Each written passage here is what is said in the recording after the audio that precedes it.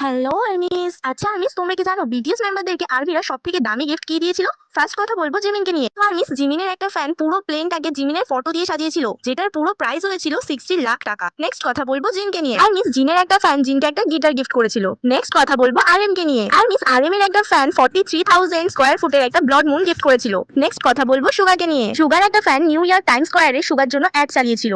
Next কথা বলবো জেহোপকে নিয়ে। আর্মিস, জেহোপের একটা ফ্যান তাকে একটা ক্যামেরা গিফট করেছিল, যেটার দাম ছিল 7 লাখ টাকা। নেক্সট কথা বলবো বিটিএস মেম্বার ভি কে নিয়ে। আর্মিস, আমাদের দুষ্টু ভি এর জন্য তারই ফ্যান 40 লাখ টাকার একটা ওয়াচ গিফট করেছিল। জাঙ্কুকে তো জানার আগে তুমি বিটিএস মেম্বারদেরকে কি গিফট করবে সেটা কিন্তু কমেন্টে জানিও। আমি তো চকলেট গিফট করব। তো এট লাস্ট কথা বলবো জাঙ্কুকে নিয়ে। তো আর্মিস, জাঙ্কুকের একটা ফ্যান তাকে 500 গ্রামের সোনা গিফট করেছিল 28তম জন্মদিনে, যেটার দাম ছিল 25 লাখ টাকা। আর্মিস, আজ আমি ভিডিও শেষে যাদের নাম নেবো তারা হলো জান্নাতুল, মনিকা, মাইশা, তাসবি, লিসা, মুন, রিমি, সুমাইয়া, সাদিয়া, মরিয়ম, নিহারিকা।